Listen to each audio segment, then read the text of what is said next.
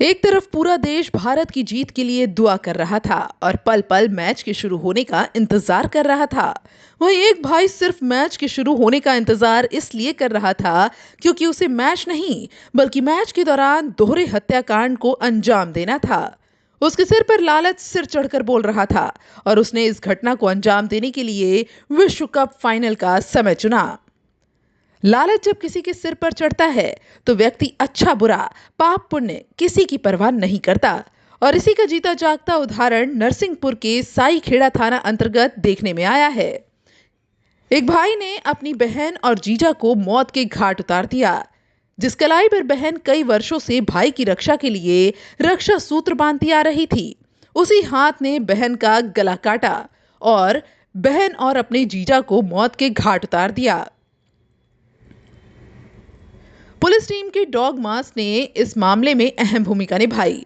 मास की सूंघने की क्षमता से आरोपियों के घर का पता चला और पुलिस को पुख्ता सबूत मिले। मास के कारण ही यह दोहरा हत्याकांड चंद घंटों में सुलझ पाया। पुलिस ने इस मामले में 6 आरोपियों को गिरफ्तार किया है। आरोपियों में हल्के भैया चौधरी, धर्मेंद्र चौधरी, इलायची बाई चौधरी, गुड्डू उर्फ कालीराम चौधरी, रीना चौधरी और बड्डू उर्फ भुवन चौधरी शामिल हैं। क्या है पूरा मामला? ये कल सोमवार को सुबह 9 बजे साईखेड़ा पुलिस के पास सूचना आई कि एक घर में एक महिला की डेड बॉडी पड़ी हुई है। तत्काल 112 मौके पर पहुंची। मौके पर पहुंच के देखा कि वहां पर 2 बॉडियां हैं और पूरे खून से लथपथ हैं। और तत्काल इसमें हमारे थाना प्रभारी मौके पर पहुंचे, मुझे सूचना दी। मैं एसडीओपी साहब और पूरी गाडरवाड़ा की टीम एफएसएल के साथ, डॉग स्क्वाड के साथ, फिंगरप्रिंट एक्सपर्ट्स के साथ और फोटोग्राफर के साथ हम सीन ऑफ क्राइम पे पहुंचे। सीन ऑफ क्राइम को सुरक्षित किया, उसका साइंटिफिकली एग्जामिन किया। तो पूरा ये समझ में आया कि एक छुट्टई चौधरी और छोटू चौधरी और उनकी पत्नी केरा चौधरी, उन दोनों की बीती रात लगभग 10 और 11 की जो दरमियानी रात है उसमें धारदार हथियार के साथ गले पे वार करके, पेट पे वार करके मल्टीपल स्टेपिंग इंजरी की वजह से मर्डर कर दिया है। और जो सीन ऑफ क्राइम को देखने के बाद लगा कि यहाँ पर लूट के इरादे से ये घटना कारित की गई है। इसमें ये भी चीज़ समझ में आएगी कि जो घटनाक्रम करने वाले हैं, जो सस्पेक्ट हैं, कहीं ना कहीं इनके जानकार थे। इसी वजह से उन लोगों ने गेट खोला। यूजुअली वो गेट बंद करके सोते थे। दूसरा कि दोनों की हत्या संभवतः इसलिए की थी कि जो मर्डरर हैं उन दोनों को उनको ये दोनों पहचानते थे। और वहाँ पर कुछ जिस तरीके से चारों कमरों में खून के छींटे थे, इससे ये साबित हो गया था कि लूट प्लस मर्डर के एक मोटिव के साथ में पूरा घटनाक्रम किया गया है। हमारे जो डॉग स्क्वाड में जो डॉग है, मास उसका नाम है, उसको जब हमने सीन ऑफ क्राइम एग्जामिन करवाया, जब उसको छोड़ा तो बार बार एक घर के पास में जाके रुक रहा था। तो इसमें हमने 4 टीम बनाई। 4 टीमों ने अलग अलग जो इनके क्लोज रिलेटिव या जानकार थे उनकी उनकी जानकारी एकत्रित की। उनके घरों के आसपास हमने सर्चिंग की और जहाँ पर मास जो हमारा डॉग है वो जाके रुक रहा था, उस संदिग्ध घर में, घर के बैकयार्ड में खून से सने हुए अधजले कपड़े हमें मिले। तो हमारा ये सख्त पुख्ता हो गया।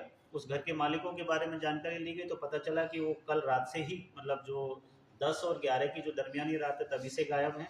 उनकी मोबाइल की लोकेशन ली गई, वो कटनी के आसपास आई। कटनी पुलिस की सहायता से हमने उनको रुकवाया।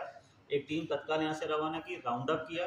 राउंड अप करने के बाद में उनको हमारी जो टीम यहाँ लेके आई और जब उनसे इंट्रोगेट किया तो उन्होंने गुनाह करना कबूल किया। उन्होंने बताया कि जो मृतिका के भाई हल्के चौधरी जो लगभग 60 साल के हैं और उनकी पत्नी इलाची बाई ने गुड्डू चौधरी उर्फ कालीराम चौधरी, रीना चौधरी जो गुड्डू की वाइफ है, और हल्के चौधरी ने अपने बेटे के साथ मिलकर, लगभग एक 4-5 लोग हैं, तो हल्के चौधरी ने बाकी सब लोगों के साथ मिलकर अपनी सगी बहन और अपने जीजा का मर्डर किया है।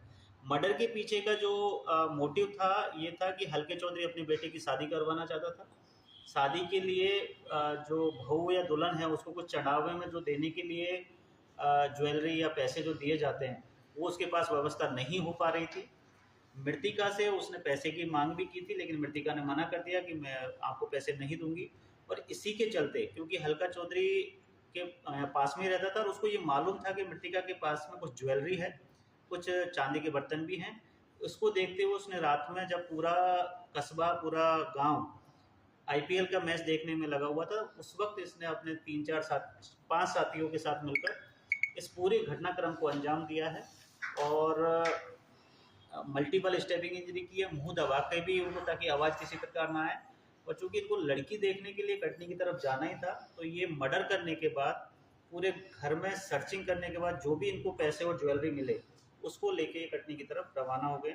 इस पूरे घटनाक्रम में 6 लोगों को इनमें हिरासत में लिया गया है। आज माननीय न्यायालय के सामने पेश किया गया है। इनको 3 दिन का पुलिस रिमांड मिला है हमें, और भी पूछताछ होगी।